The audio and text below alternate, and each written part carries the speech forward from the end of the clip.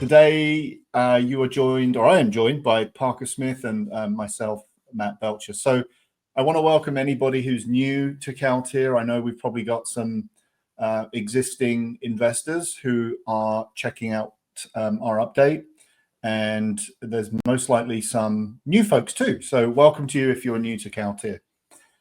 This isn't a presentation necessarily about the company overall. I wanted to ask that question about what is the what do those companies have in common? You probably saw the email that went out there, so we're going to address that in a moment. But it's really an update of where we're at and where the industry's at. So we're going to do this very quickly. We'd like to keep things to 20-30 minutes. We know everybody's busy, and it's important to get as much information to you as we can, as quickly as we can. So before I begin, just on the disclaimer, I do have to mention this. This presentation includes certain statements, estimates, and forward-looking projections with respect to the company, including our valuation. So I encourage you to read our disclaimer, and obviously read our, if you're going to invest with us or participate in any way, obviously read all the documents, ask any questions that you have. For Caltier's Series B round, it is for accredited investors only at this stage. So that's part of the process that we would ask you to, we'll help you with that, but we'll help you verify your accreditation status. So with that said, what do Tesla, Amazon, Airbnb, Reddit, and Twitter all have in common? If you will give me the grace, I will address that, although that question, in a couple of minutes. So, Wayne Gretzky, even though I'm British, I know who Wayne Gretzky is and always admired him as an athlete. And of course, he has the famous saying, if I skate where the puck is going to be, not where it has been. Nobody has a crystal ball. It's almost impossible to project where finances, companies, markets are going to be. But we're really, as part of running a company, Parker, I, and all the rest of the team, we have to make an effort to do that. And we have to make educated decisions based on the information we're seeing about where markets are going, where companies are going, where consumer habits are going. And so we're building platforms and products and services to provide to that, where the direction is. And also, we're also trying to get ahead of it as well. So let's talk about that. KKR, so these are actual links. We'll send this presentation out, but KKR, it sees trillions of retail investor dollars moving to alternatives. So alternatives meaning investments like real estate, could be gold, for example, anything that's really out of stocks, bonds, shares, the public markets. Charles Schwab and iCapital has made iCapital its exclusive partner, which is a huge move from a massive name. Morgan Stanley Wealth Unit unveils plans to hit their growth target. That article also talks about alternatives. And Fidelity is arming its advisors with alternative intelligence. So there's a massive shift towards alts, as we call it, alternatives, through the large financial institutions and their services they provide to their high net worth individuals. It's a massive market. This number here on this slide says 67 trillion of investable private wealth in the US. Depending on where you go online, you'll see different numbers, but it's a massive number. We're obviously also seeing a huge move with retirement dollars. And then obviously we have this wealth transfer that's happening from the older generation to the generation behind them. And it's absolutely huge. The numbers are mind-boggling. Wherever you go, you're going to see big numbers. But I think we're all agreed it's a massive opportunity.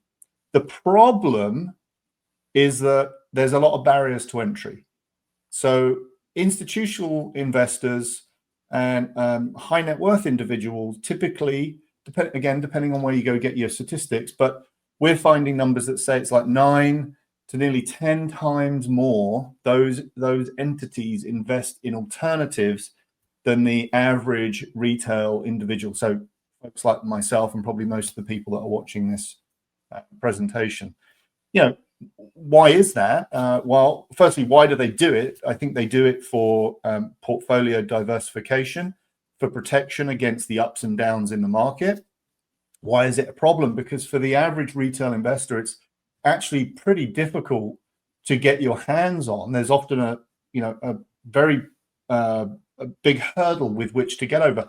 I will give you an example. We founded this company really out of frustration. We were seeing interesting real estate opportunities through friends and our network, but it required 100, 150. Parker, sometimes we saw 250,000, right? Where you'd have to put that in as an initial investment. And sometimes it was a 2-year lock-in, 3-year lock-in, 5-year lock-in. And there's varying amounts depending on the sponsor or the person, the company that's offering that opportunity. But it's a barrier. And, obviously real estate in particular, because 𝐶𝐞𝐨 is very focused on real estate, liquidity in real estate is obviously a massive consideration as well. So that's a real problem. There's a desire to want to invest in that. And then there's lots of barriers. Okay. So I went on ChatGPT. I'm not pretending that I'm the biggest expert in ChatGPT or any of the AI tools, but we do use it significantly in the company now, and we're doing that more and more, and we'll talk about that in a second. But personally, I use it a lot, and I put in a prompt. This is exactly what I put in. I said, I want you to do some research for me, act as an expert Instagram social media marketer, tell me 10 frustrations, 10 desires, and 10 fears that retail investors, so me, experience with their investment portfolio diversification. Put it in a table format, label x-axis 1 through 10, and so on and so forth. Okay, so this is what it produced. Now on my presentation here, it's a little hard for me to see these, but if you look at the frustrations, the first one is lack of access to high quality opportunities, overly complicated investment process, difficulty finding reliable information, time-consuming portfolio management, poor customer service from platforms, lack of trust in financial advisors or tools, missed opportunities to slow decision-making. So, and then you can see that, a lot of these frustrations, again, AI is not the de facto, but I think it's pulling out pretty accurate information, right? But you can see here, a lot of this is to do with knowledge, flexibility, access, and really convenience, right? And then if you look at the fears, you've got overexposure to a single asset class, recession affecting all investment sectors, inflation, regulatory, losing out on high potential investments, market volatility, eroding value. You can do this yourself. Go into any of the AI tools that you use and ask them, ask it, I don't know what you call it, but ask the AI similar question and see what it puts out. So our goal with 𝐶𝐞𝐨 is we're building a world-class vertically integrated investment platform. I'll talk about that in a second, servicing the US and global retail investor communities by combining technology, AI, real estate, and wealth management. Some of this we've already done, some of it we're in the middle of working on, and some of it is at very near future in our plans. So when I say vertically integrated, I think this is, Parker, we were talking about this the other day. There's sometimes a misconception, and there's nothing wrong with being a marketplace as opposed to not, but we don't consider ourselves a marketplace. We consider ourselves vertically integrated. So a marketplace would be where you go on, there's perhaps in the real estate world, there's opportunities there. You can invest in those, and the platform or the marketplace will receive some kind of fees, potentially if they're a broker dealer, for an example. And it's a trading place, and they get money from the transaction, or perhaps their transactional fees, or so on and so forth. So we're not necessarily that. We are managing, running, investing in the real estate, and we're managing the platform, and we have a relationship with our investors. We have a great customer service. So we're really a vertically integrated platform, top to bottom. So that's a really big distinction on that. Parker, did you want to add anything to that? No, I think you handled it pretty well. I think it's like you said, the whole idea with a marketplace is you have other people's deals on your platform. Ours is not, or we control the deal, we control the platform. So to put it as simply as I can. Yep. Thank you. So, we have we have a great version of our platform right now. We have been developing in the background version 2, and our goal is, these are actual images from the new beta version of that platform.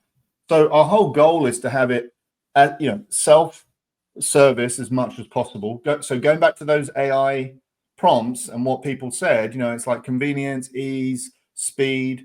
We want to give people the tools to be able to self-service as much as they can.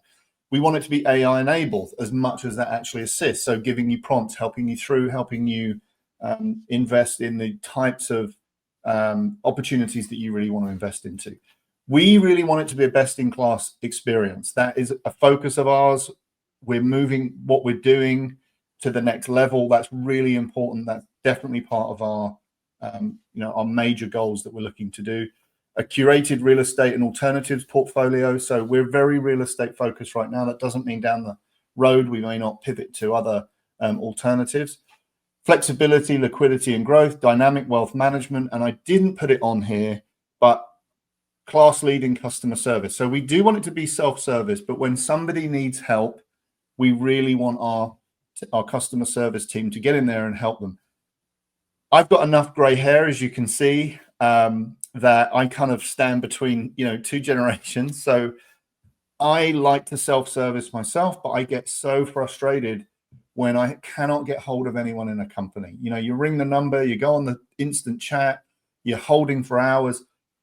It's so frustrating.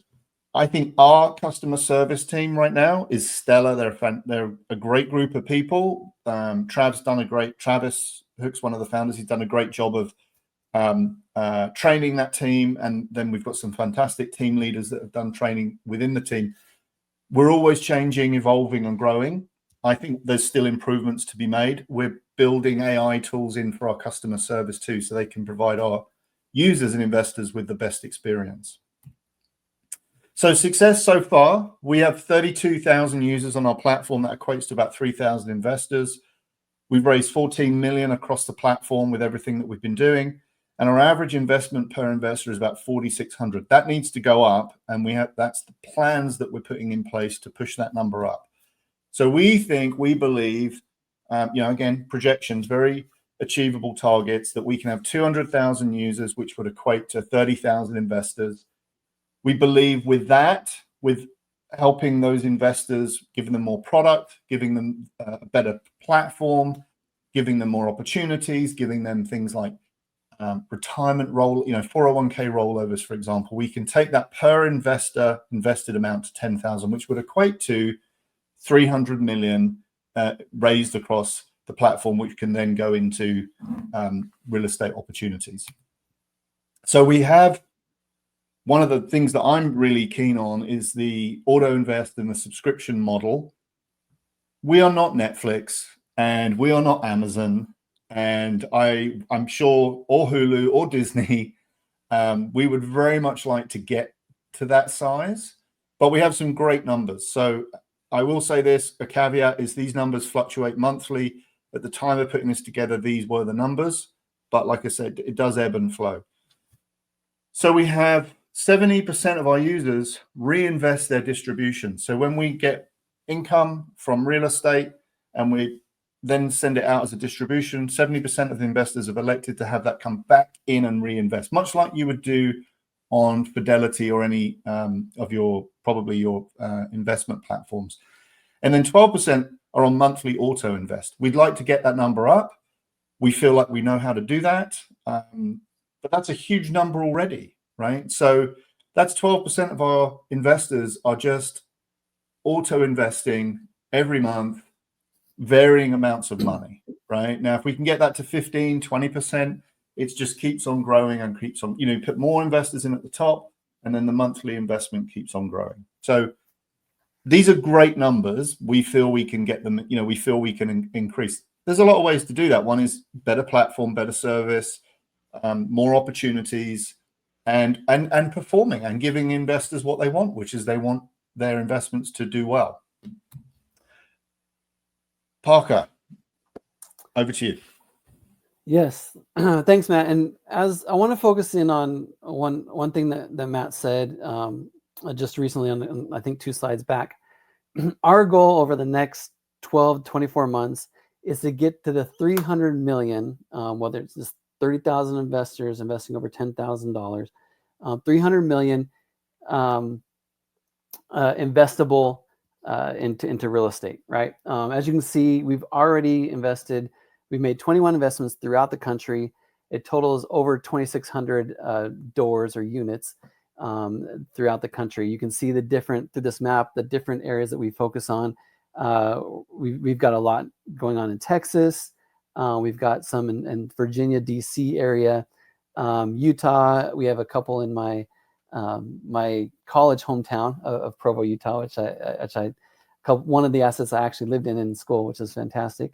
And then we've got a couple here in California.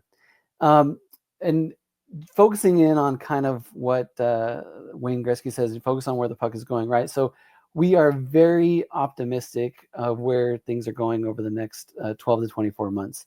So having that 300 million available to deploy into real estate, we're very excited about. We see cap rates compressing, especially here in Southern California, high rental demand. The supply is low in a lot of different places. We see declining vacancy rates throughout the country, particularly in our assets, but also as we go out and acquire more assets. And then just favorable economic conditions, which we see in specific areas that we're targeting. So I don't know if Matt, if you want to go to the next slide, we can talk a little bit more about the portfolio.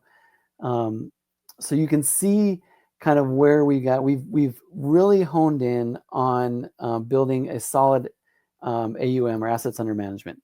We think, I don't know if we caught it on a couple slides ago, but we want to build our AUM to 7 billion over the next 24 to 36 months. The way that we do that, we've already worked with several key real estate partners that have helped us grow this portfolio to what it is today. We are shifting gears a little bit into us being more of GP. We've been GP in the past, but be more GP, more control over the assets, bringing in other LP partners, which we partnered with to help fill us out and build a $7 billion portfolio over the next 24 to 36 months. And we're very confident we can do that.